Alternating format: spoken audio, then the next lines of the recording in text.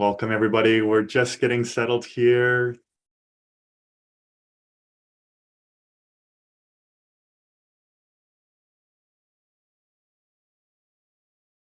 Welcome. Great to see everybody joining in. We'll just wait a couple more moments while everyone gets settled.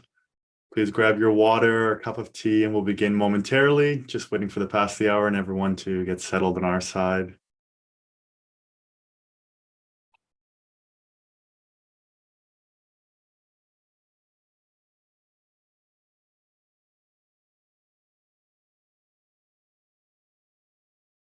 Excellent. Welcome, everyone. Good to see you here.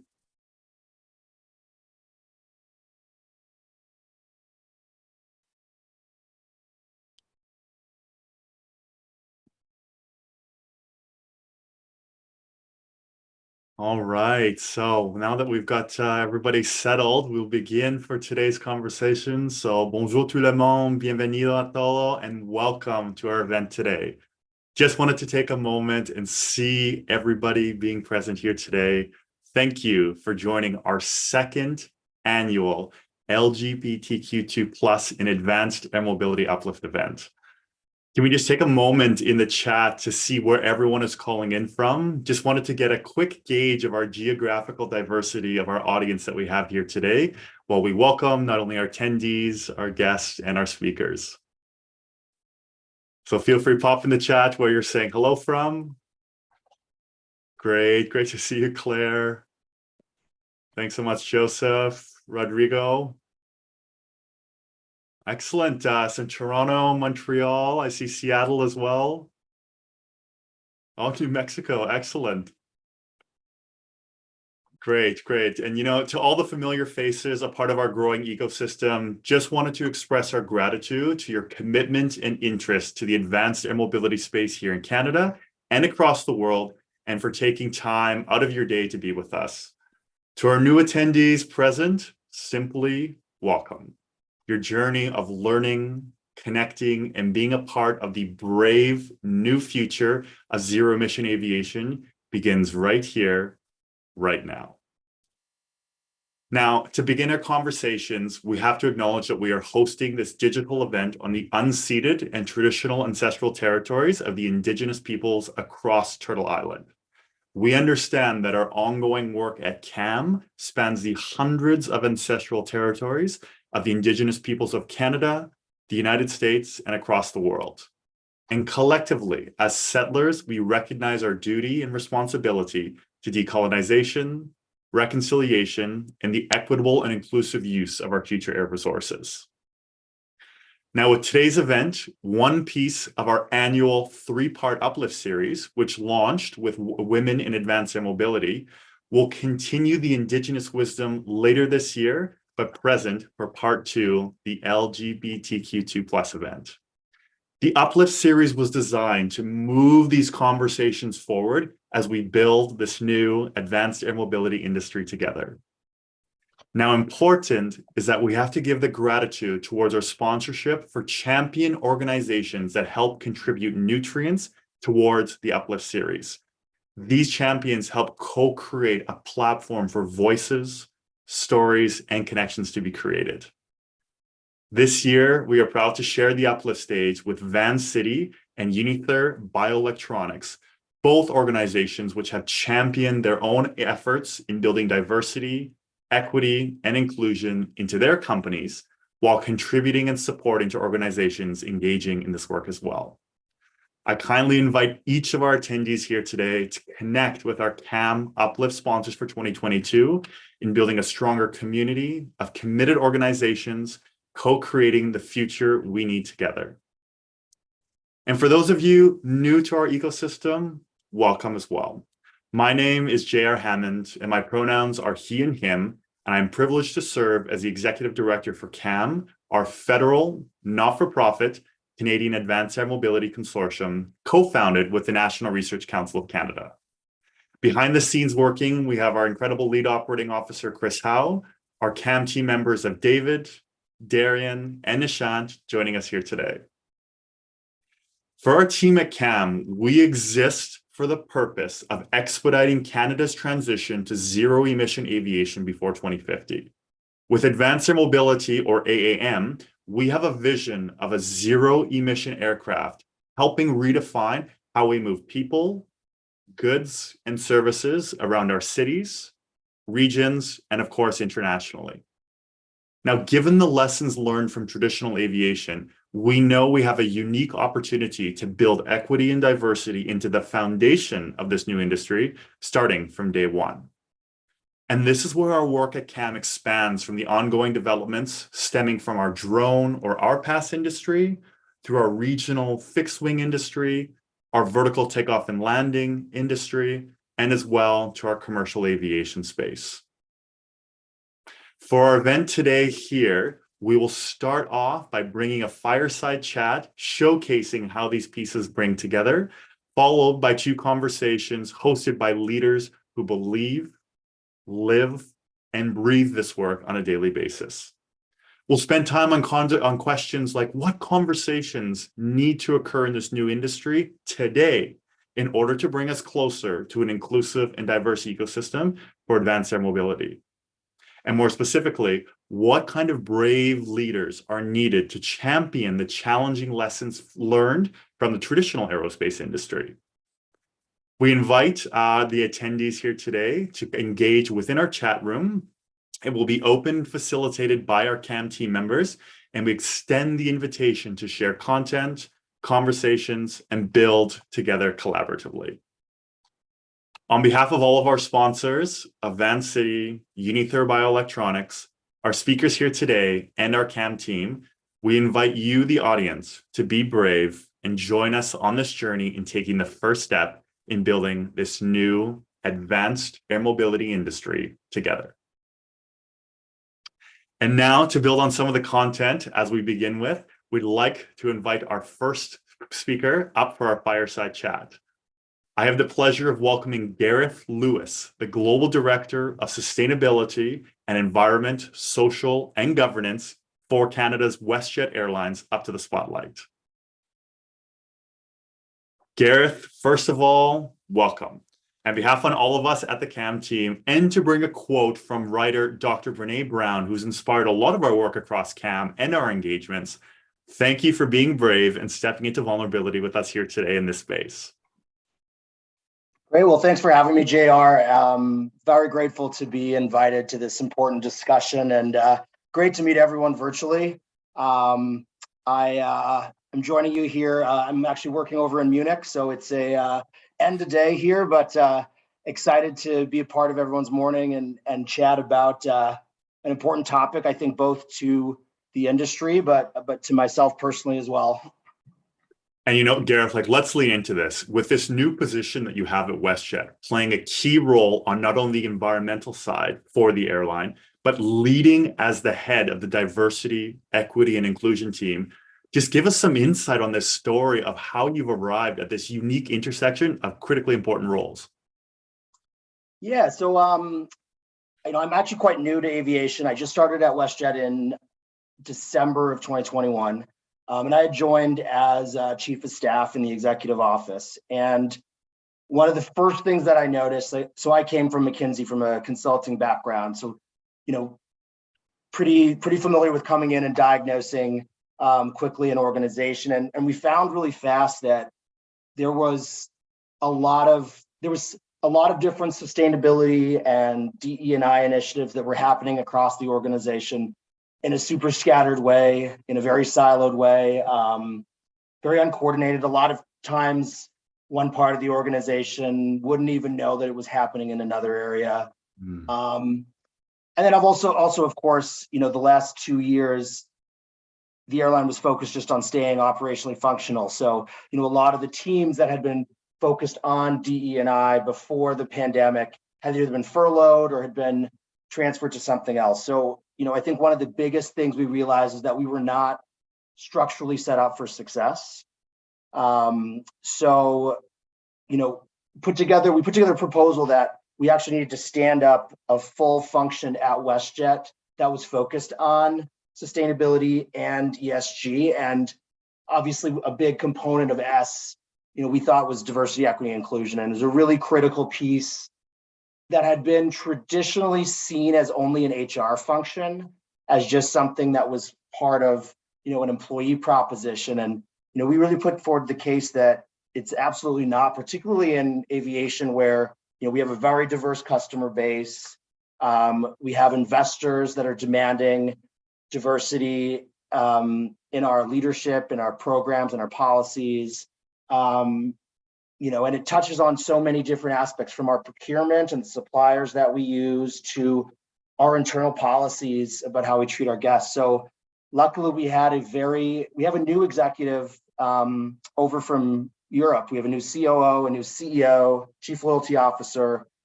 And, in my humble opinion, a lot of the ESG work in Europe is quite a bit further along in North America. So they were very open to the new structure, to the new focus, and in the whole, like, be careful what you wish for, I put together this proposal and then they're like, great, you get to take it. So it's a daunting proposal. It's a daunting portfolio. There's a lot of really important things for the airline, but particularly with DE&I, it's something that is, close to my heart, but also touches so many different areas of our business.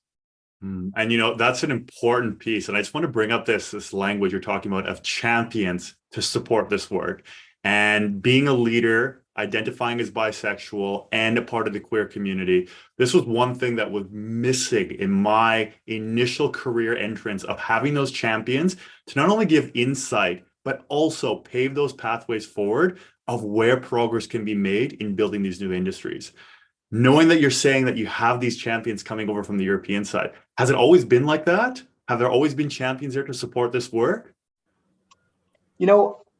It's really interesting coming into aviation after being in a number of different industries, and that I think from the outside perspective, I thought, it's going to be a very LGBTQ plus friendly environment because, there are a lot of LGBTQ employees on the front line, which is a lot of the interface that we have with the public. But, there's actually not a very easy or clear path for a lot of those employees to move into management and to move into pilot roles and to move into technical roles. So at corporate and on our global leadership team, there are very, very few LGBTQ plus employees. There's actually not that many in corporate either. And it's not just LGBTQ plus, it's actually quite underrepresented with women, people of color, and all underrepresented groups. And, it comes from, I think, this industry mentality where they would only hire aviation experts to come into aviation. I'm one of the few on the leadership team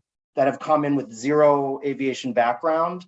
And I think because of that mentality that you need to have been in aviation to join aviation, and the history of the industry being very white, cis, male run, by nature, most of the global leadership team and most of our pilots and AMEs are white males. And on the flip side, it is a very accepting environment. I'd say it's a very friendly environment, and they, there's definitely a beyond tolerance, but an acceptance of diversity.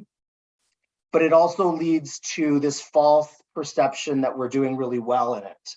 One of the first things that I did trying to get a baseline of where we are as an organization in DE&I was talk to our leaders and say, like, what's your perception of diversity, equity, inclusion at at WestJet?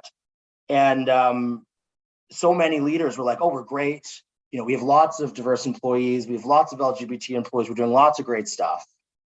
And then I would talk to those LGBT employees or those people of color or the underrepresented groups, and they'd say, absolutely, there's nothing. There's, there's a bunch of us, but there's no support. There's no structure. And, respectfully, I would agree with them. WestJet has a long journey to go. We have a long way to go. And that's why I'm excited to help champion this and move it forward over, both the near term and sort of long-term road ahead. And so, this is the critical part that we wanted to build into is, as we're still transitioning from the traditional aviation industry, which has a good history here, to then building this new one in advanced air mobility, what are you seeing, Gareth, that you've been able to pull upon from the consulting background, the global experiences, that we're still not doing well enough in transitioning to the future of aviation? Yeah, it's a good question. I mean, I think, what I was really lucky at McKinsey. I was on the global DE&I committee there, and we were able to see under the hood at a number of different organizations and see, okay, well, that works there, this doesn't work, and sort of pick apart the pieces that fit well. And, I've noticed there's a lot of gaps at WestJet and in aviation in terms of how DE&I is seen. And I think there's a lot of opportunities for advanced air to kind of leapfrog ahead. And sort of the way, I've structured and I think about DE&I, there's key pillars to it. And a lot of companies focus on the community pillar, which is obviously really important. And that's those ERG groups, the employee resource groups. And that's great. But without some of the other key pillars, like, your data and diagnostics, just knowing, not only the numbers and your baseline numbers, but like, where are the broken rungs? Where are the gaps happening where, LGBTQ plus or new mothers or indigenous are having trouble advancing across? What roles are there? Where are those breaks? And then other pillars of like policy and procedures. That's a really big one that's missed. Growth and development, recruiting, and then mentorship and support for once they're in the organization. And just as like an anecdote from my past life, where, we at McKinsey thought we did an amazing job with, LGBTQ plus support. We had a lot of senior partners. We had a lot of programs. And then we surveyed our employees and they said, no, it's terrible. We love the drag bingo. We love the virtual happy hours with Michelle Visage. We love all this great social stuff, but the policies are terrible. They haven't been looked at for 10 years. There's no support for single-sex parents, single-sex families to raise a kid. There's no opportunity for parental leave. There's no opportunity for gender transition support. There's, the medical programs we have in place don't provide the additional support that we need as non-binary employees or, the special needs that we have. So we had sort of over-indexed on the visible community piece and not done enough work on the policy, the procedures, the data and diagnostics. So I think for advanced mobility, air mobility, as it's trying to think about how it can really be supportive of DE&I, it's really important to get the foundation in place. The data and diagnostics, making sure the policies are really inclusive, and consider those pieces before rushing ahead to the social happy hours. And I remember one of our VPs coming up to me and saying, "Hey, we got to do a pride livery on our planes." And I was like, yes, at some point that'd be great, but not until we get the important stuff right, because our employees and our customers are going to say, well, you're not even doing any of this other stuff. You can't start talking, putting rainbows on your planes and talking about how great you are until you do the homework first. So I think that's a really important part, is it starts to look like pink washing or green washing or all those different washings if you start to publicize what you're doing without getting the real meat and potatoes done first.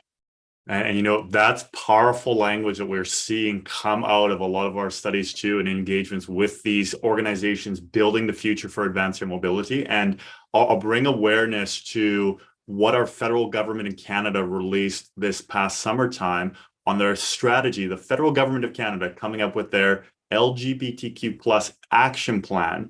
And the two key points out of the 7 that they've listed there are number one, that employment in the workplace, those policies, those support mechanisms. So not only just having the opportunity to enter an organization, but succeed and break through the barriers naturally installed within them. And secondly, the health and well-being. What does it mean to live that wholesome life as a result of identifying a part of a minority and still succeed in your career and the impact that we want to have on this planet as well? Yeah, no, that's great to have that codified with government policies, because it's the like non-sexy stuff that you have to do. It's the housework of setting up DE&I. Like, it's really fun to organize the social events. It's like rewarding to do the mentorship programs. It's like a lot of work to go through all of the detailed like HR and recruiting and benefit policies to see like, are there blind spots in these? And they're just sort of being added on to people's existing work. So, it's the effort up front that you really do need to find, like we said earlier, the champions that are ready to say, yeah, this is important. And the government having policies about that is another great signal to say, like, yes, this is stuff that has to be done. And then, I talked to a lot of my counterparts at other airlines, and Delta, for example, does a great job. They appreciate that all the work that gets done in the space is often on the side of people's desks and like not compensated for. And it's traditionally, falls to groups that already are doing a lot of work that's not compensated for, like women, like LGBTQ+. And so they actually reward their ERG members with, different kinds of either, non-tan, like, flight benefits, or they actually provide them with certain types of comp for doing this work, because they say this is important. And if we don't motivate our already overworked staff to do this, it's not going to get done. So I think there's a lot of different ways, and I think government policy is a great one. We're trying to just beg, borrow, steal from other airlines and other organizations outside the industry to see how do we get that moving. Yeah. And so let's bring this is a perfect transition point, going from the specific WestJet conversations of where you're seeing the struggles, the challenges, and the opportunities. But Gareth, on the industry-wide level, where are we still missing the mark? Yeah, I think the biggest piece still is that ladder between frontline staff and moving into management, and then supporting diversity in these challenging leadership roles that are often 24 hours, that are often requiring a lot of time on the road away from families, that naturally disadvantage certain groups like new mothers and like LGBTQ+, that working in certain countries where we don't have the same rights as we do in the West. So I think there are a number of things that aviation can do, and industry in general. We're really looking at our remote work policies and seeing that as a huge advantage for, allowing people to set their own schedules and their own time and their own location to work from is actually quite a empowering lever for diversity, equity, and inclusion. Like, we're looking at it right now with our Indigenous hiring, in that, some of the biggest challenges was, a lot of Indigenous members don't want to leave their communities. They don't want to move across the country to somewhere where they don't have any families, don't have roots.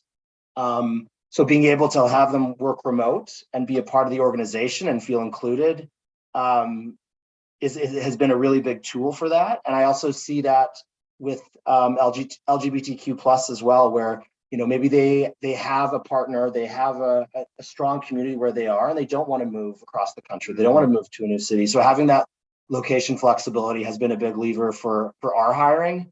And I think that'll be a big piece moving forward. And that's incredible. And this is the important part of just identifying where we can make headroads and move forward as an industry as a whole, and critically to share these learnings, to share these insights and bring together conversations, because this is not just necessarily a WestJet solution or a Canadian aviation solution. How do we bring this to the international global scale to start making those ripples far beyond our local environments here?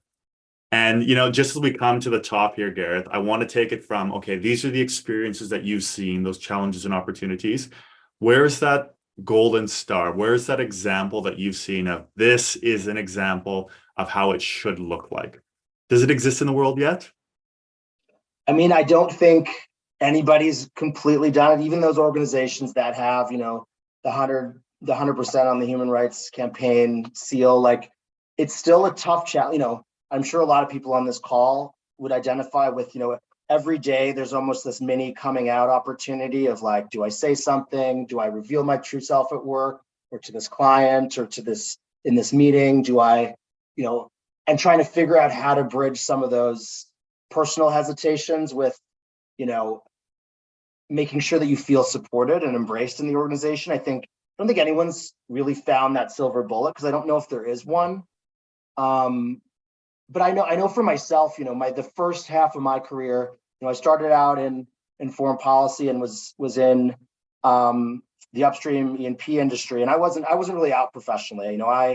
I had this philosophy that I would never lie about it, but I would never disclose it. So, there was a lot of, well, I'm going on a date this afternoon or tonight, and, that's it. Or, went to a wedding with my partner without sharing sort of any more. But then once it kind of came to the point where, like, I remember a boss trying to set me up with his friend's daughter, that was the kind of the red line that I had. Okay, well, I'm not going to lie about it. But it always felt like it was something that was risky. I remember hearing from VP saying, oh, well, let's make, you can't bring your partner to a Christmas party that's going to be too disruptive. Things like that, where you get these messages where, oh, like, this is not welcomed. And I remember the first time leaving that industry and when I was starting to look at consulting opportunities, and they had a very robust LGBTQ plus recruiting program, where not only was it, hey, here's all the great stuff that we're doing at the firm for LGBTQ plus, but, we'll pair you up with a mentor through the recruiting process to, allow you to ask those candid questions that are tough to ask in a formal interview, to understand, what those experiences are like if you have to go and work with a conservative client in the Midwest or in a country that doesn't respect LGBTQ plus rights, and having that guidance through the whole step of the way. Suddenly I kind of realized this wasn't something that was like a setback or something I needed to overcome or hide, that it was actually a positive, that they saw this as,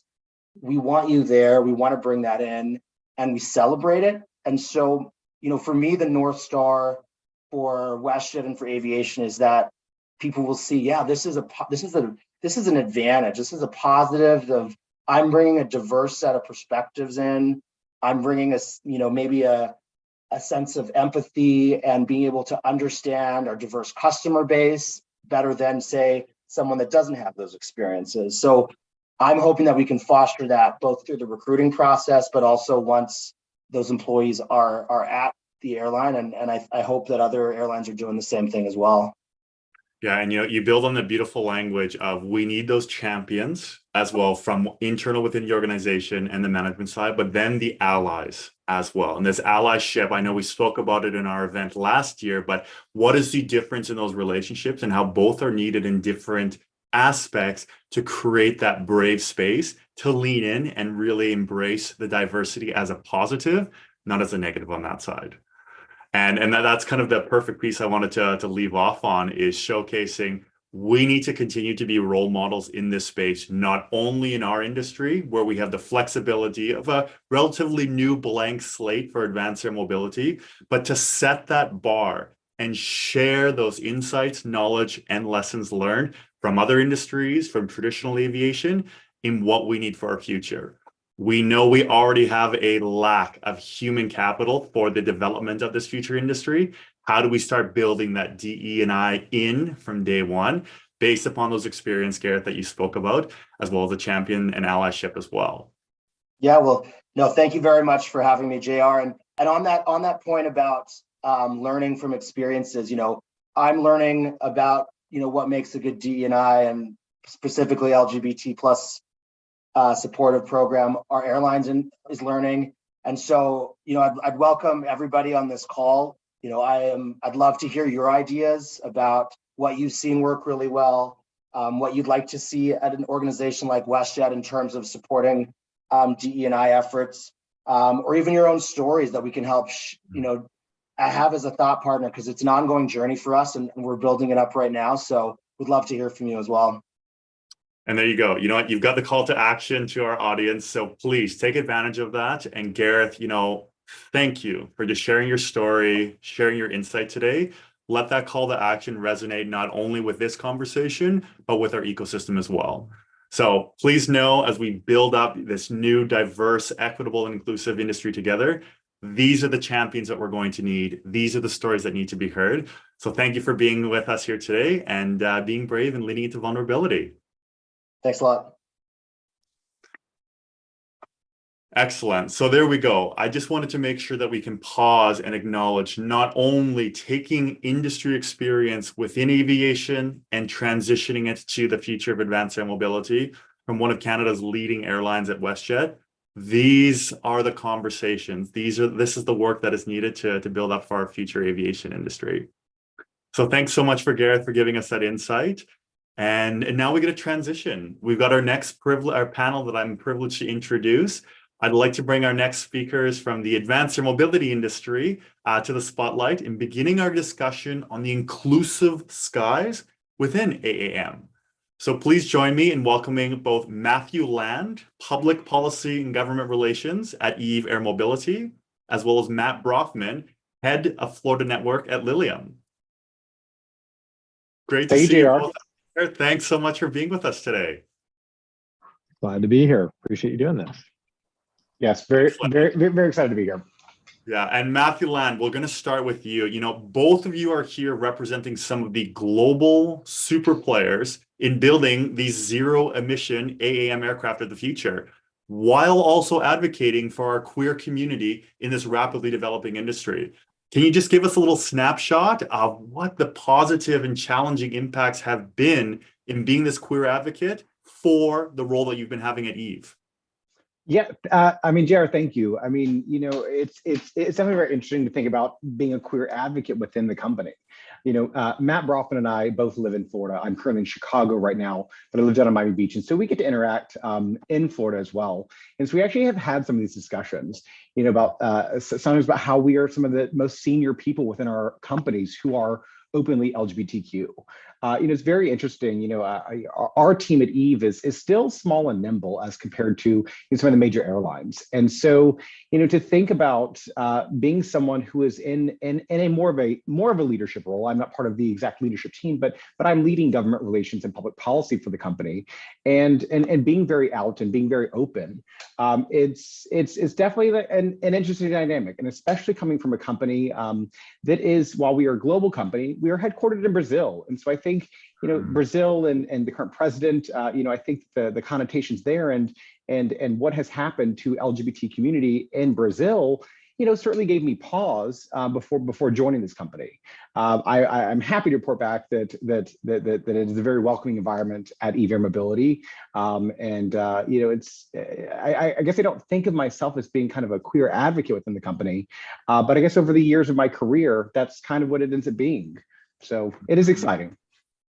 Yeah, and the constant shifts on that opportunity. But I know the importance of, first of all, having those conversations and identifying, is there a brave space to step into before knowing, first of all, having those conversations and identifying, is there a brave space to step into? And, you know, we'll go off to Matt Brothman. You know, similar question. What is it about your story? Has it been on these challenges and opportunities from Lilium's side, playing an important role as the future of aviation and a member, part of the LGBTQ plus community? Yeah, I think very similar to Matthew. You know, it was interesting joining an international company, one based in Munich, Germany, and you know, Gareth mentioned, you know, these opportunities that you feel like you're coming out constantly. I think that is only exacerbated when you're in a, you know, my role is a remote role, right? So you're interacting with people most of the time, similar to how we are today in a professional role, and you're constantly meeting new people and, you know, having to come out to them. And I think it's important to do because I look back at my career overall and I can think about the times that I felt like I was in a safe space, a space that I could be vulnerable, a space where I could be myself. And each of those moments, it was not an employee support group, right? It was not a policy per se, because I think we all recognize what Gareth was just sharing. Like it is not that it's easy, because let me be very clear, those are important and challenging things sometimes to do, to write the step the right policy, to change a logo to be rainbow. All of those things can be important. But I look back and there are things like when I was first starting out my career, my first job, seeing you know, my VP have a photo of her wife on her desk, right? So she didn't have to come out to me, she didn't say anything, but having that there gave me a level of comfort that I could be who I was. I remember interviewing at a Fortune 500 company and somebody having a pride flag in their cubicle where I was interviewing, right? And so again, it gave me the comfort and knowledge that I could disclose, I could share who I was and be who I was, and made it a place that I actually wanted to work. And so it's those moments that I think about, how do I and other leaders, even if they're not LGBT plus, right? How do we create those moments that we can set that this is a safe space? So some of the ones that stick out to me at Lilium, I mean, my first, my time, I started in June, so it was Pride Month. And so we have a monthly culture club. And so when I joined the first month, it was all about Pride. And I mean, I was wise enough to realize it wasn't going to be every month about Pride, but it was nice to see that on month one. But very quickly, it was conversations about race was the next one. And then they had one on toxic masculinity, right? And so the fact that our leaders of our organization were leading these tough conversations and having them with whoever wanted to be there, I think creates that environment that it feels safe. I think the other, not that like I've ever needed this, but I think a lot about being in aviation and this kind of safety management system, right? We all talk about how important safety is. Safety, if you're going to build a new airplane, as we are doing in a lot of our companies, you need people who feel comfortable speaking up. And so I think at the core of what we do, it is important for us as an organization to have a safe environment where people feel comfortable saying, I don't agree with this, I think this is wrong, and not have that retaliation model. And so I think that plays into some of this openness that our company has tried to create, even though it's not specific to the LGBTQ plus. And critical point on that. Matthew, I'm going to bring you in on this as well. Where, and our relatively new blank slate that we're building for AAM, where have we been doing well in incorporating these new opportunities for the DEI initiatives? Yeah, I mean, so I think very similar to Gareth, like I don't have an aviation background. I don't have a transportation background. My background is in public policy, and I've been lobbying local governments across the state of Florida and some federal work for the past 15 years. And so it's very interesting because I'm coming into this with just really fresh set of eyes in the entire aviation industry. When I was interviewing last June or July, and I was just looking at some of the other colleagues in this space, like Lillian, like Whisk, like Joby and Archer and others, and trying to see what were they presenting on their websites when it came to DEI initiatives? What were they talking about when it came to LGBTQ inclusion and things like that? I think some companies are doing a good job, or at least trying to put it out there, and others maybe are, I shouldn't say that they're struggling per se, but maybe they could be doing a little bit more to be making sure that it's more of a welcome environment. We're having conversations internally. I mean, so we spun off in October 2020 and went public on the New York Stock Exchange earlier this year. And so I think we're really trying to create some of those kind of core principles and values, and not only making sure that we're doing them internally, but making sure that we're putting them out there very externally as well. And so, we're having these DEI conversations. Our CEOs are part of these conversations. And we talk about hesitancy to speak up. And Matt, I think you kind of hit the nail on the head, right? We should be able to feel comfortable and in a safe space to speak up. And so when we were talking about some of those inclusive policies that we want to make sure that we are not only implementing as part of a culture at EV Air Mobility, but also making sure that people know about it. I mean, I spoke up and said, why aren't we putting this on our website? Why aren't we putting it out there? And, that's kind of scary with your CEOs on a call to say, I think we need to be doing more and putting it out there, making me more front facing. And our co-CEO, Andre Stein, spoke up and said, Matthew's right. Let's put it on the website. Let's get it out there. Let's make sure people know that we are a welcoming, inclusive company so that employees or future employees will want to work for us and will feel safe and welcome here. And, I'll just build upon that too, Matthew. So when I started off in my own experience on the AAM side, there was no known community that was publicly available for us to connect, share insights, or any of that.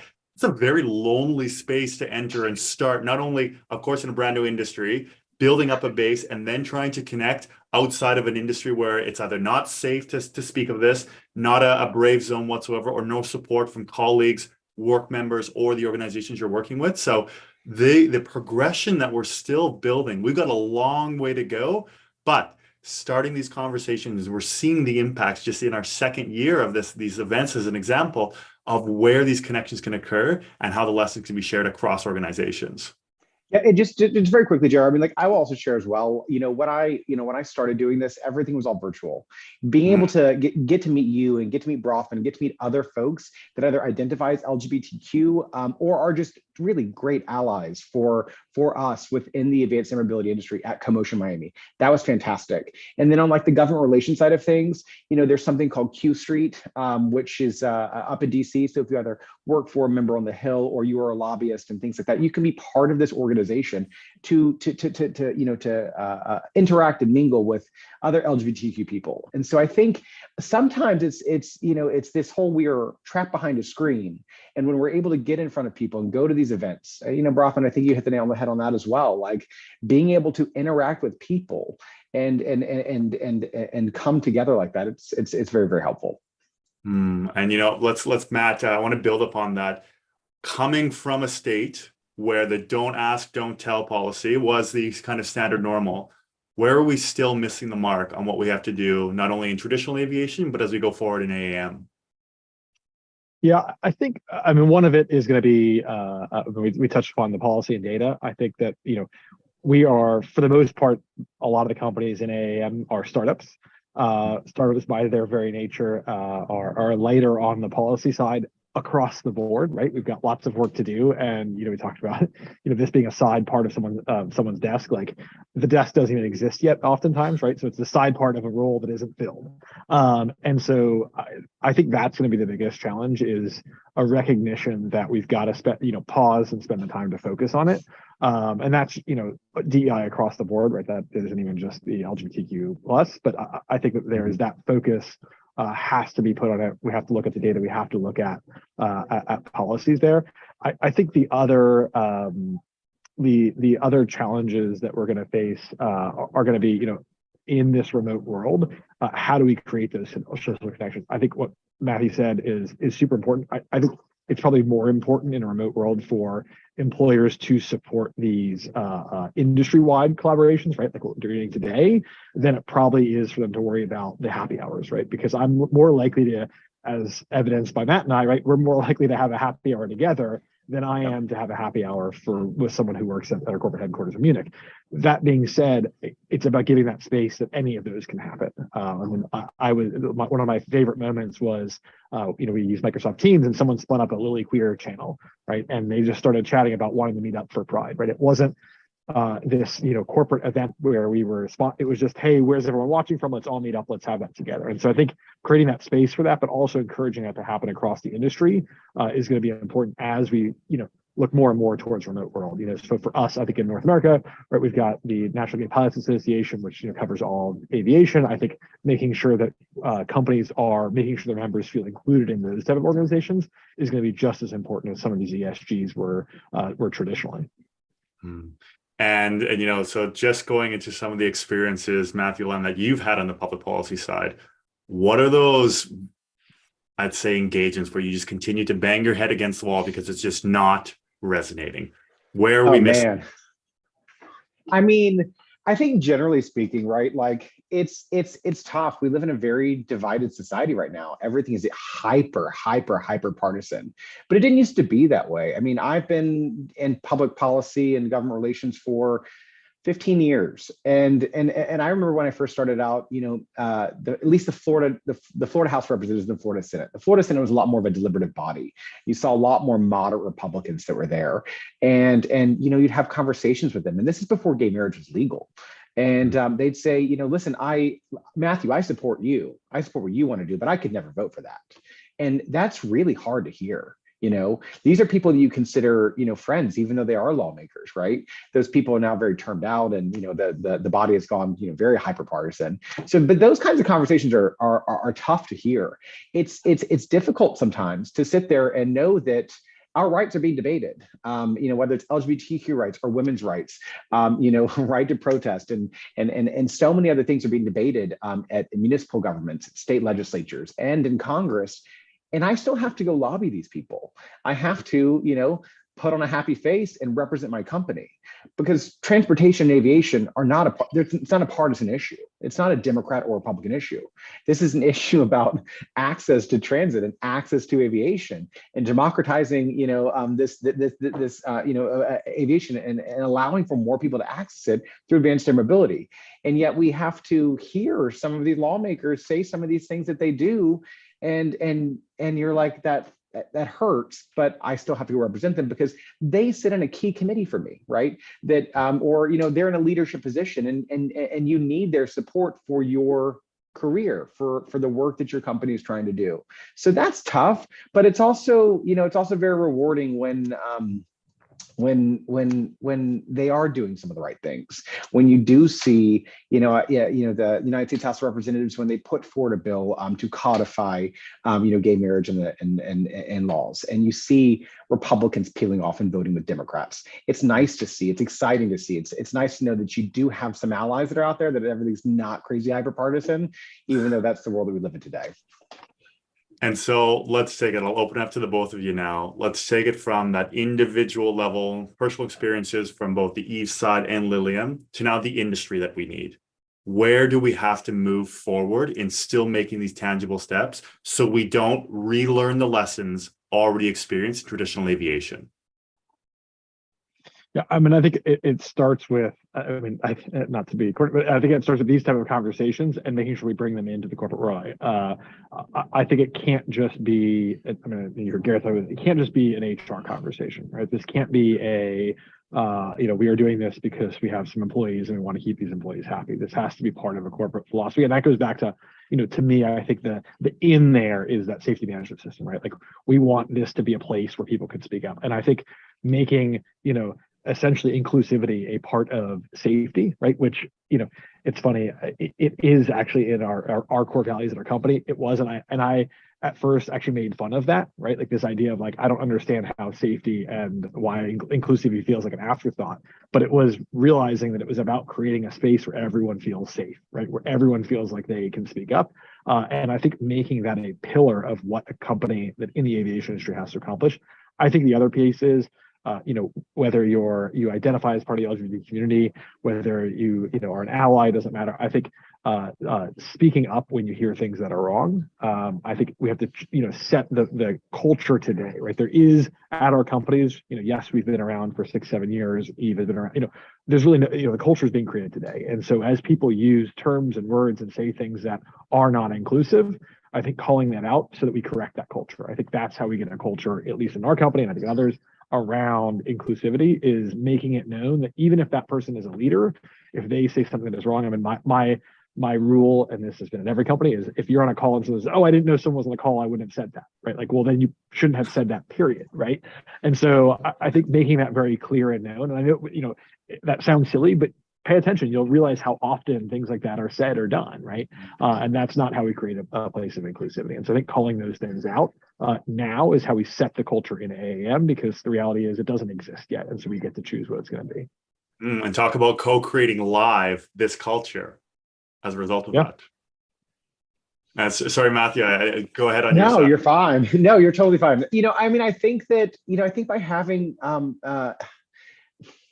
oftentimes in the industry, and I'm sure Brock will probably attest to this as well, we are seen as, we are the company. But we have organizations like Canadian Advanced Air Mobility, and in the United States, the Community Air Mobility Initiative, CAMI. Those are third-party validators. Those are nonpartisan, what have you, within the industry. I think that the work that you are doing here by having these conversations, by making sure that this is elevated in the conversation for all of these companies, so that they're very aware, they are very aware that these conversations are happening. I think that certainly helps to, certainly puts a little bit of pressure on companies to make sure that they are doing the right thing. I think that generally, I don't know if we need some sort of like a, LGBTQ advanced air mobility caucus or something like that. I mean, I'm ready to join already. If we do start one, but it's certainly nice when you see things that companies are doing very externally to talk about this. Eve came to me and said, "Hey, listen, could you help us out with some LGBTQ language? We want to do something for Pride Month, right? But we want to make sure we're getting it right." And it was nice that they did that. And so we did something very internally, and then we did something that we put some stuff out externally as well. I saw one of our other colleagues in this space, Joby. I think they posted. I think it was Jovi, posted the other day marching at a Pride Parade in somewhere out in California. And that was exciting, right? I hit that like button on Twitter so fast because it's nice to see companies in this space, in the advanced air mobility space, really talking about it, or at least externally putting it out there that they have an inclusive environment, that they are welcoming for their employees. But it's also tough too. I think there's certainly a long way to go for the industry. But I think what is also very nice about this is it is new. It is relatively new, right? And so we have the opportunity to kind of help shape and pave this as we go along, and and hopefully, fingers crossed, as this industry grows and scales as we expect that it will. And so hopefully we can get these kind of core values inserted into the advanced air mobility industry from the beginning, so we don't have to right that ship later on.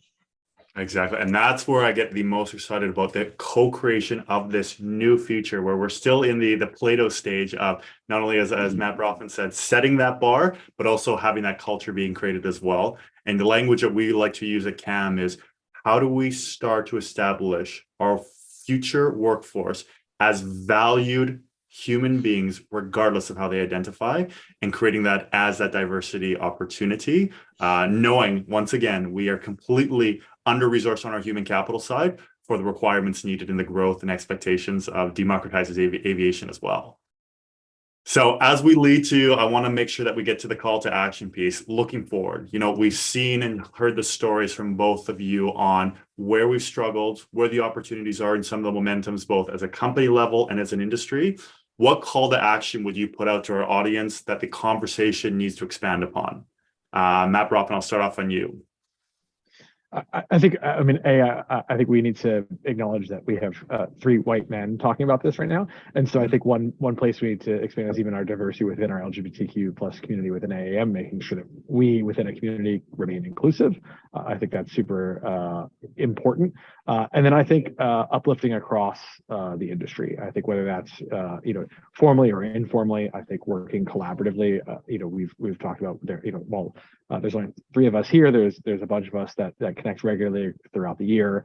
And I think making sure that we support each other in that effort. I think as I've seen other industries really propel in LGBTQ plus inclusivity, it is because LGBTQ plus managers became directors became VPs and presidents, CEOs, and they're able to be those champions. I mean, look, we can all hope and push, and we will continue to do so, that our allies we have allies in leadership, but I think oftentimes we are our best champions, and so I think making sure that we propel each other forward to be champions within the organizations we're in is really the next step to continue that work. Powerful. And yes, the diversity that we still have to work on today. Thank you for bringing that to and making that awareness. We know the work is still ahead. This is the start of the conversation. Matthew Land, I'll pass it on to yourself. I mean, I want to just say no notes. Matt Broffman, you did a fantastic job. I mean, listen, I think you hit a lot of major points. I mean, I would just say it's going back to what Gareth said earlier. It's tough because you never as an individual want to lie, and you certainly want to make sure that you are living your authentic self, or if you're comfortable in doing so, and that's tough, right? I think I've always been very upfront and forward about who I am and my husband this and blah blah blah that, right? That's me though. Not everybody is able to do that. Not everyone's comfortable to do that. Not everyone's in that safe space in their workplace to do so. I guess I would encourage those that are comfortable in saying, who they are and living their authentic selves without having to, blare it out there everywhere, but to just really try to put it out there in their own workspace, because I think that can also help kind of guide the conversations internally. And then certainly I think that even, I mean, like Matt said, it's nice knowing that within the aviation space, within the advanced air mobility industry, that we do have, strong allies. We have other LGBTQ folks that are doing the same work that we're doing, whether they're in engineering, whether they're in government relations, whether they are in, user experience, whether they're in leadership roles or, just starting off in their career in this. I think we need to do what we can to help lift those.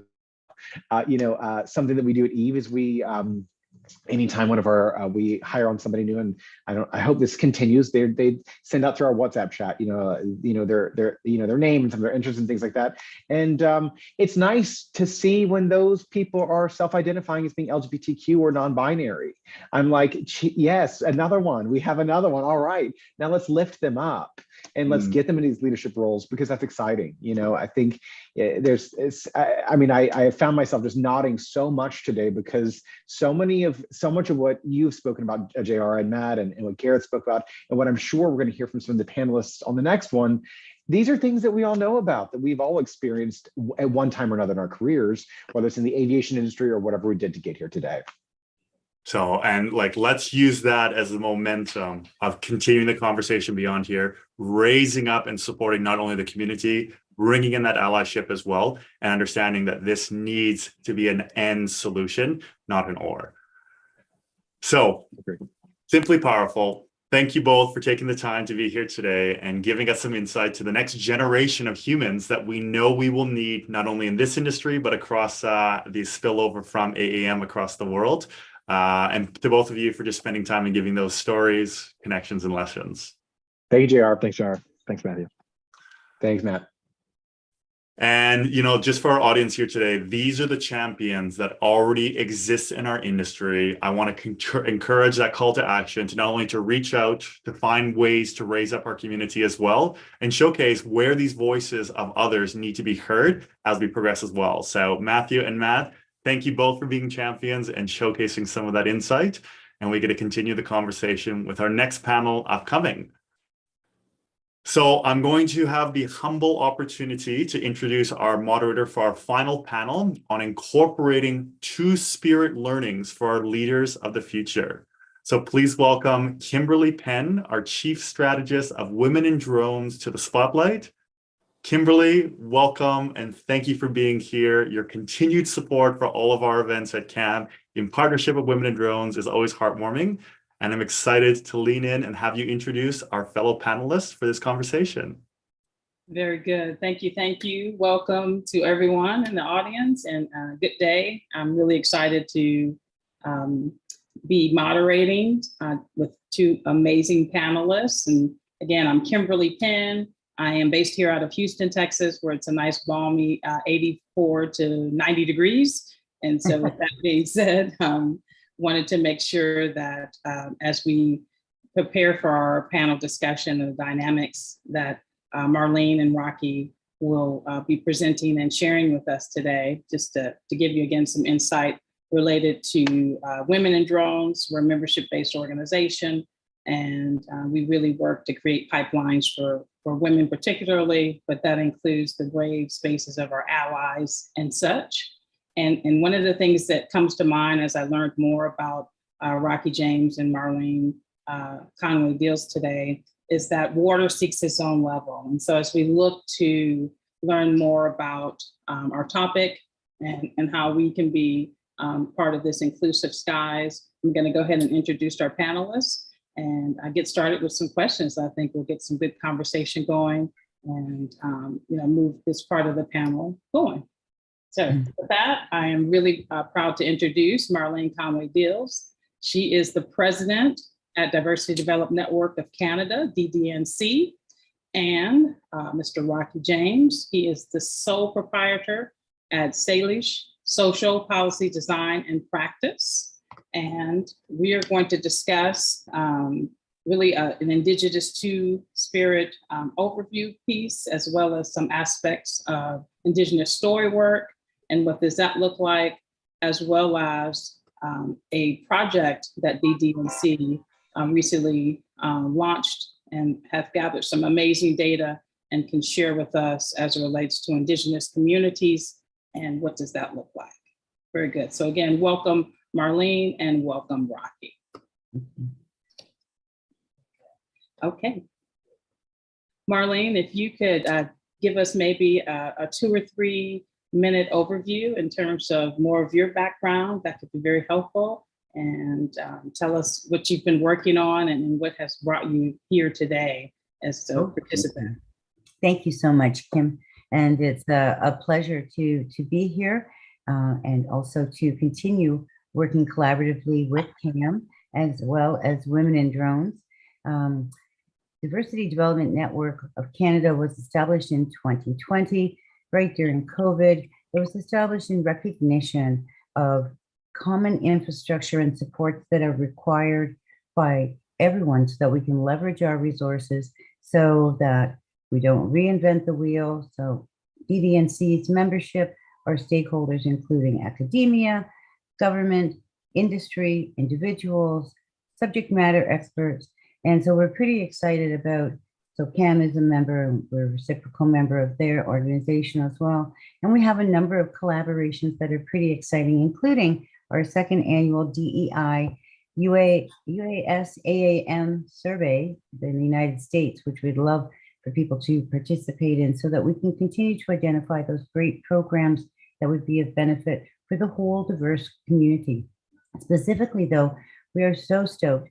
We've been working on individual development plans, which is using an algorithm to not only look at someone's technical competencies, their soft skill competencies, but also looking at them from a mental wellness perspective, including things like stress, anxiety, uncertainty, depression, which have really hit people so that we can look, people don't learn in the same way. And if we, as an organization, want to support industry, that talent pipeline, we need to keep them and keep them happy. So looking at people holistically can only lead to great things. Sorry, Kim, got excited. Oh, that's excellent. Thank you, thank you. And we'll be speaking some more about the DEI aspect as well as just the holistic view in terms of how we look at each other and members of a diverse community.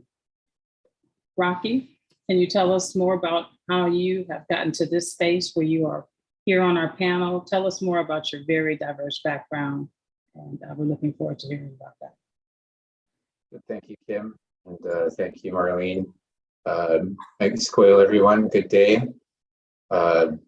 Theustin Tanasnat, my traditional name is Theustin, my English name is Rocky James.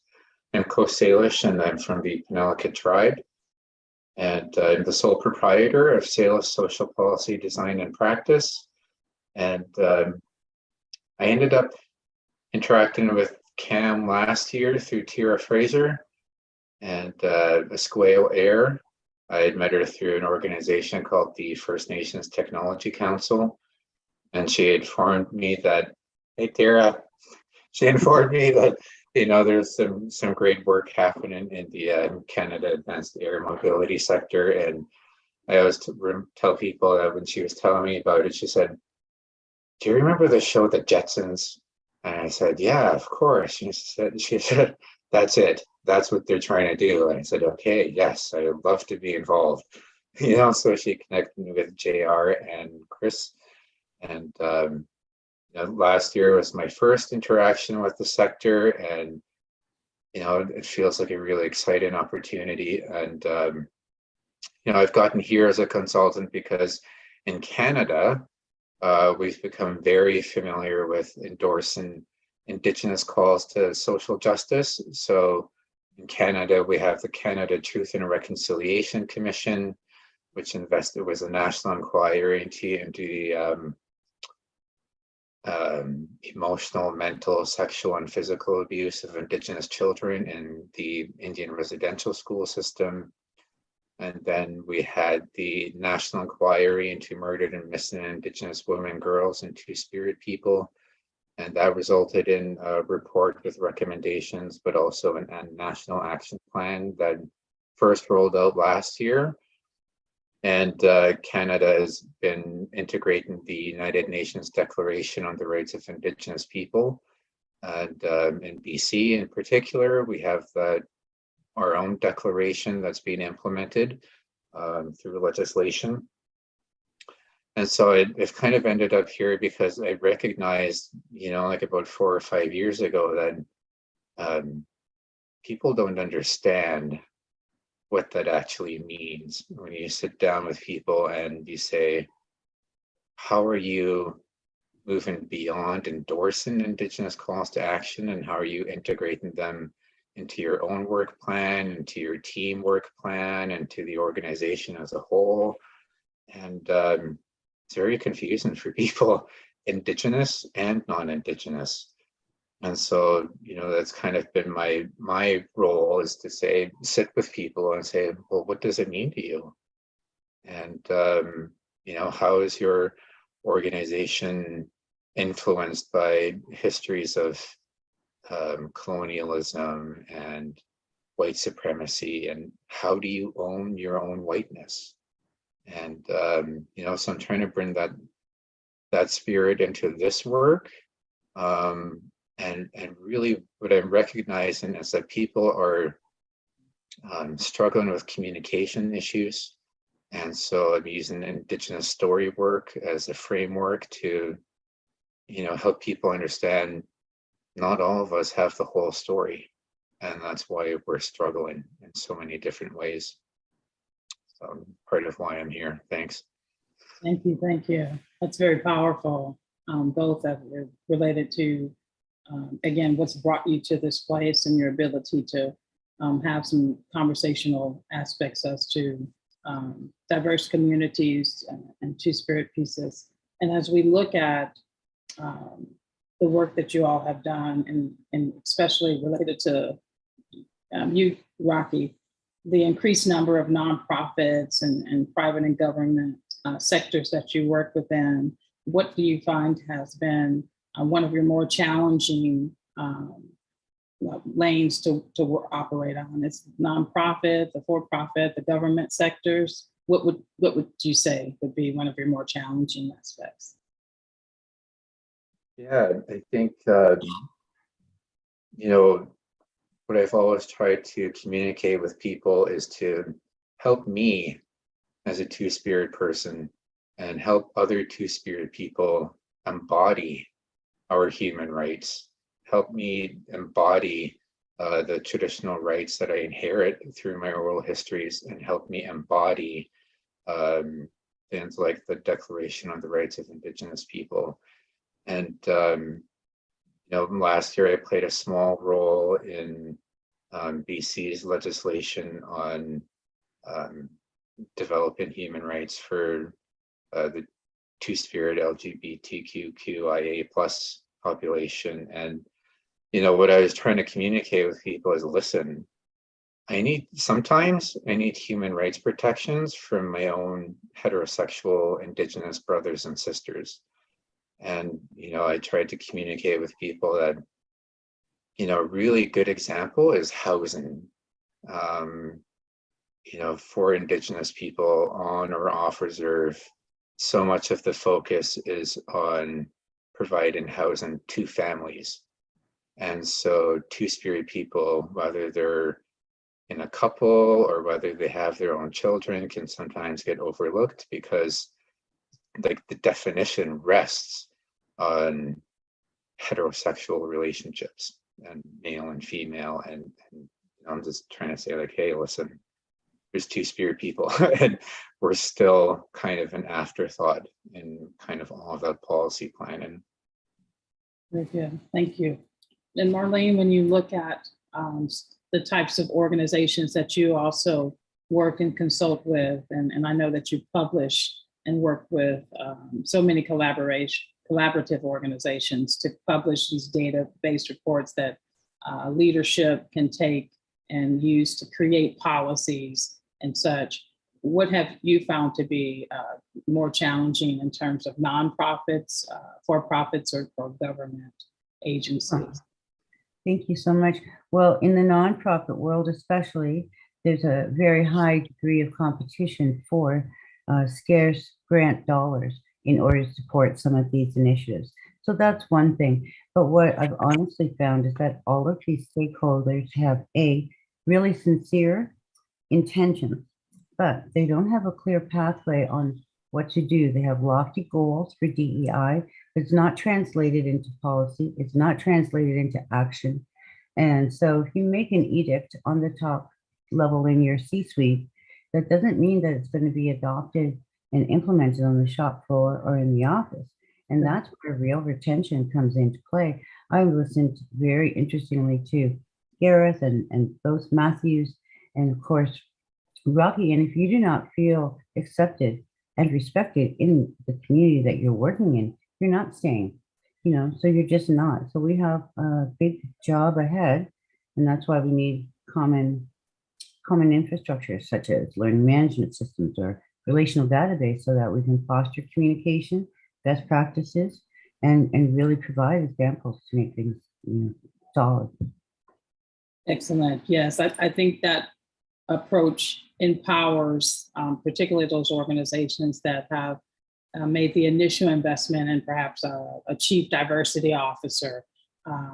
That role can be so siloed and often one person or an office of 2 or 3 people within large scale organizations, aren't empowered to really make the type of policy changes and things that an organization will need to. And when we're looking at, employees, for example, or the clients that an organization may serve and find solutions of some sort to, the ability to be able to have all the players at the table and the stakeholders and be culturally competent towards these varying audiences can't lie on one department, right? It has to become a culture change in some form or fashion, and one that everyone gets to contribute to as well. Yeah. Just one other thing, if I may add to that, please. So DEI is totally cross-sectoral. These issues are being faced by every industry sector. The one advantage I think that AAM has is that it is a new emerging industry sector. So you really do have the opportunity to get it correct at the outset. And I know that there's a lot of commitment and passion to get that done. And so I think that that's what we really need to focus on, or what are those things that would differentiate the sector from our future talent pools. And if you look at any of the reports on productivity and profitability, it demonstrates so clearly that organizations that look at diversity and welcome those different viewpoints and creativity far excel past companies who don't. Correct. It pays to be innovative and inclusive and to create brave spaces within your organizations, be it nonprofits, for-profit or government agencies. So absolutely. Very good. Thank you. Rocky James, I have a question for you, please. How do we begin to build relationships with two-spirit communities? And we're looking forward to your answer and just feedback regarding that question. Thank you, Kim. The medium is very different this year. I feel like there's a greater sense of an ecology of support within the sector, and that feels really good. And, but in order to build relationships with two-spirit people, whether it's through recruitment and retention, is to really, I'm going to repeat it again, is to help me embody my human rights as a two-spirit person. And some of those human rights I inherit through oral traditions, oral histories, and my language. And one such word is in Hulkaminam, which is the language of my people, is siyayatsas.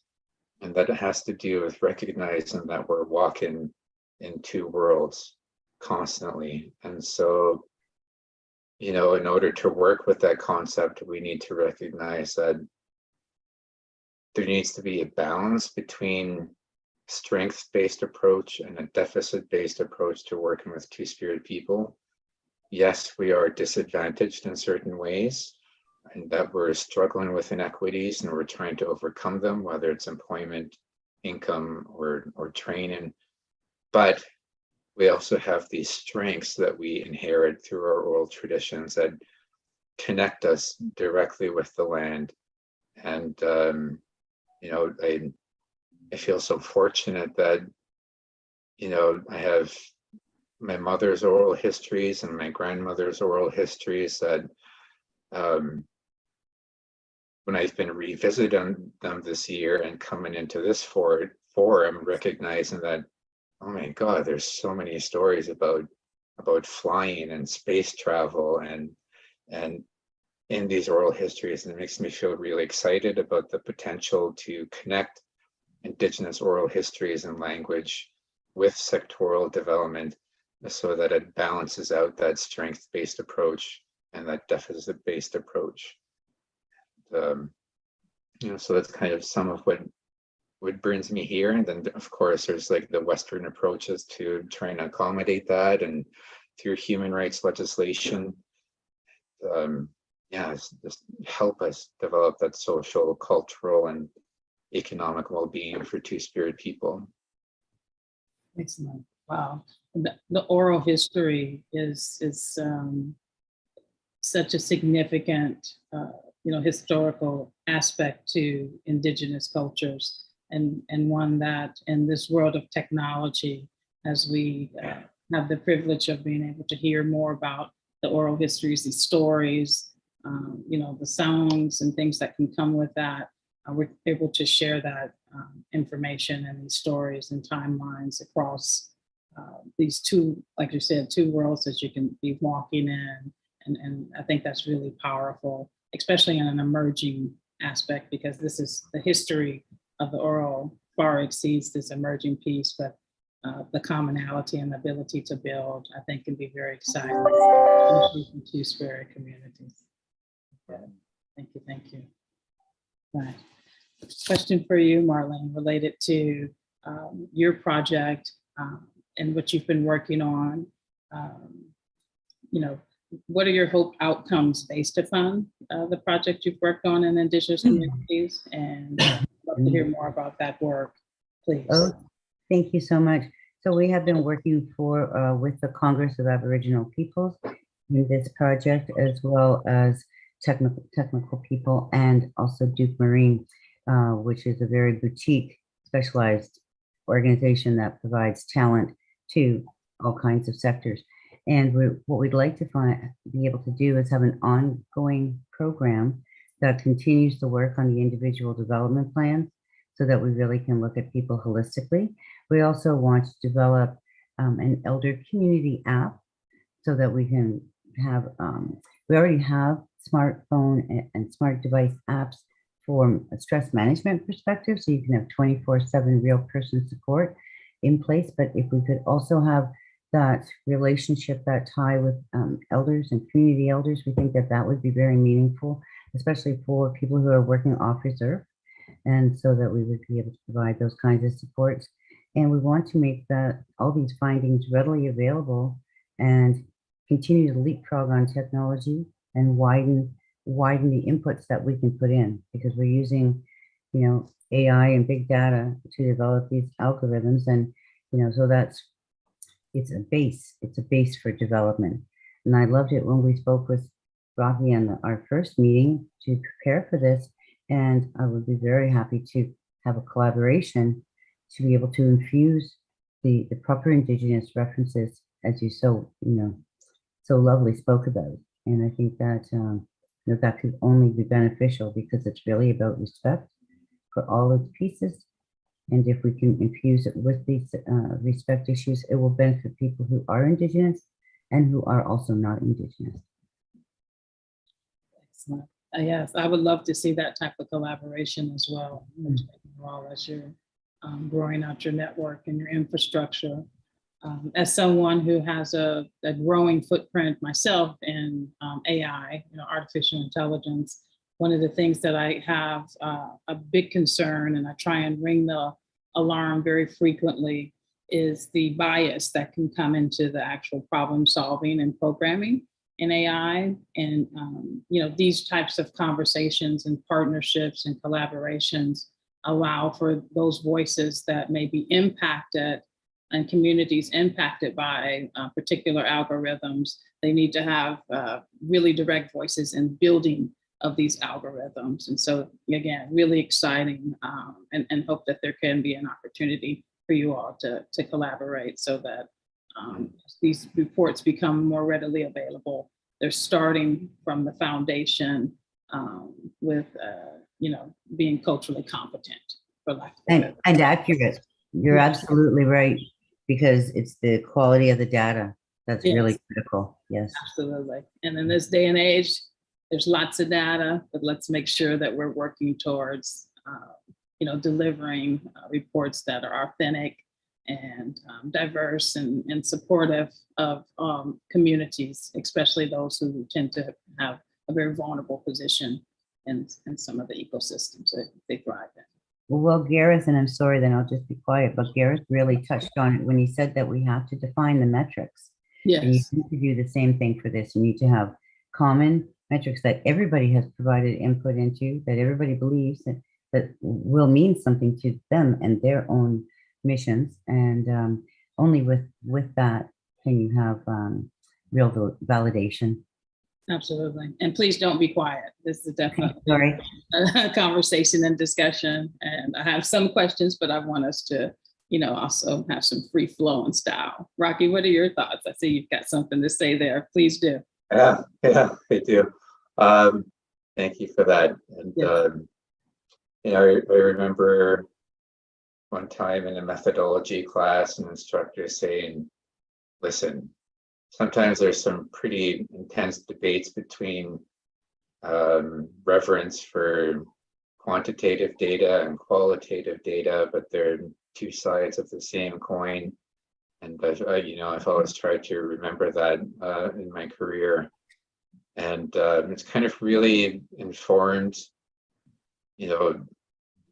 my understanding of Indigenous data sovereignty. And, there doesn't need to be this clash between quantitative and qualitative data or non-Indigenous and Indigenous data. There's all kinds of options to explore that creatively, and especially, with emerging information around data. And I think one of the things that's interesting is, in former life in Vancouver, and I had this colleague, and she was, starting this daycare strategy for the Metro Vancouver, and there was surprisingly very little data on urban Indigenous children. And I would always say to her, where are our children? And why don't we have access to that data? We are the data, that's our lives in there. And there's so much control from the Canadian government or private institutions like universities that, they collect data on Indigenous people, but we don't have access to it. And not having access to it really messes up our strategies for, trying to provide services for different populations. I think helping us own our own stories, quantitatively or qualitatively, can really empower our policy design and practice. Absolutely. Yes, the policy pieces in terms of data, I know that globally, who owns data is just an ongoing discussion. But I think that there's, opportunity to make sure that as data has been collected, even historically, the ability to add the ethical aspect and even the legal aspect as to, the ownership of that data and how it's used and the consent. Oftentimes we as researchers, and I think we all have that type of background, we want to do some level of informed consent initially, but I think there's a case where there should be some retroactive informed consent based upon so much data that's been collected, especially if it's resulting in policies that impact particular communities. And so, let us continue to voice not only our concerns, but to those, decision makers to understand that we are the decision makers as well. And although they may have a more structured way in terms of maybe an elected official or an agency that has some particular funding or grants that the ability to go back and make sure they're temperature checking with those communities is really important, and we're almost needing them to start to demand that, if I may. Yeah, and I do now, mostly like just as a small contract worker, I usually, ask for principles of OCAP in any of my agreements, that there's Indigenous ownership, control, access, and power when it comes to Indigenous knowledge and data. Sure. That, non-Indigenous organizations don't walk away with a sense that because they've heard Indigenous stories or that they own Indigenous data, that they don't own us. Yes, that's it. Data does not result in ownership of Yeah. sentient beings, correct? Yeah. Yes, absolutely. That leads me over to how can a two-spirit strategy decolonize the sector? And Rocky, if you can touch on that, I'd love to hear your thoughts, please. Yeah, I appreciate that. There needs to be this ongoing acknowledgement. Territorial acknowledgements are very well intentioned, but we need to recognize that there's some deeper work involved in that, and that behind all of that are ideas of Indigenous sovereignty and land populations and flow of populations are integral in that, and just really trying to remember that Indigenous people across Turtle Island, Canada, the United States, the Yukon, are displaced by industries, by governments, and that a lot of that displacement results in our lack of access to natural resources. And kind of what ends up happening is that we're economically displaced as well, and so that kind of contributes to our ongoing inequities when it comes to income, education, training, and employment. Yes. And that the two-spirit strategy within this sector needs to be culturally appropriate for two-spirit people, and just kind of, again, trying to balance out the strengths-based and deficit-based approaches to working with two-spirit people, and we need help trying to navigate that in our negotiations or in our employment with non-Indigenous people, and that yes, there are disadvantages, but there are also strengths if we remember to go back to Indigenous story work. And that it's like, yes, you're disadvantaged, but you also have all of these strengths that you can draw upon that fill you up as a human being. I started saying to people a few years ago, I was like, I would like you to walk into my lawn house and tell my elders that I'm all of these deficits, because that is it's not going to fly. Right. Because in an Indigenous lawn house, I am my strengths. I am my ancestors. I am my stories. I am my songs. I am my regalia. I'm not nothing. Yes. Yeah. No, that's visually I can even see that in some form of fashion. And what I have found as a woman of color, and who lives in the southern part of the United States, is that I'm very mindful of the deficits that I may have that others articulate to me.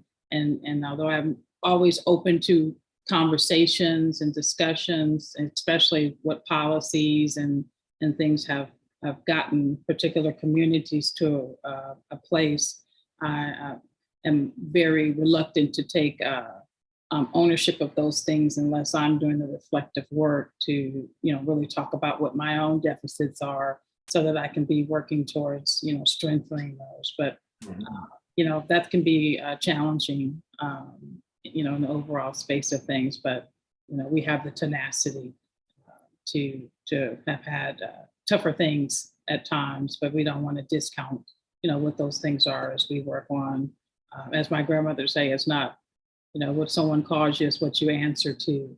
And so, looking at those things in a holistic person, I think it's easy for others to identify your deficits, but it's up to us and to build our communities and make sure that we are focusing on the strengths and working on those policies and resources that may be lacking in particular communities. And accessibility. Because Yeah. you can have all these things, but if it's not available and accessible, then Correct. it's just lip service. And so that's a major thing. But you put that right up there with potable water, right? Which is a very Yes. important thing as well, which is part of the imbalance that you speak of, right? So Absolutely. but we have to be clear on what the requests are so that we can help to get those things. So I think what you're doing, Rocky, is wonderful. I look forward to collaborating with you. Very good. Very good. Yeah. Thank you. Thank you. Well, as we have very quickly come to the end, I should say, of this conversation piece, I have learned even more about, two-spirited communities and the work that's being done in terms of the work Marlene is doing, for example, and just looking forward to more conversations. We could talk for another hour, I think, very much so. But again, thank you both for contributing to this conversation and to enlighten us as to things that we need to continue to focus and learn more about so that we are the best leaders and teammates and business owners, so to speak, as we navigate the world. Thank you. Thank you. Powerful. And I'll just express, Kimberly, Marlene, Rocky, thank you for continuing to be champions and share your stories and insights for today. And that'll bring us to the top of our conversation. And just wanted to conclude with the things that I was personally moved by. First of all, the heavy side. The heavy work still ahead, not only with our two-spirited and oral history aspect, but the safety. Safety is inclusivity. Yet at the same time, coming out of today's conversation, the inspiration for the momentum that this work has already started and connected. We have a community and champions that already exist. So we will be making our Uplift series available. Please go to the CAM website for our next series, which will be the Indigenous in AAM in late November. And I'm happy to also announce that in order to continue the conversation beyond just today's event, we'll be receiving a next steps guide going out to your email. That'll really be an opportunity to connect, expand the conversation, and make sure we continue the good work. So from all of us at CAM, our incredible speakers and our sponsors, thank you for taking time out of your day and leaning into vulnerability with these important conversations. And we look forward to continue the work from here. Have a great day, everyone. Thank you.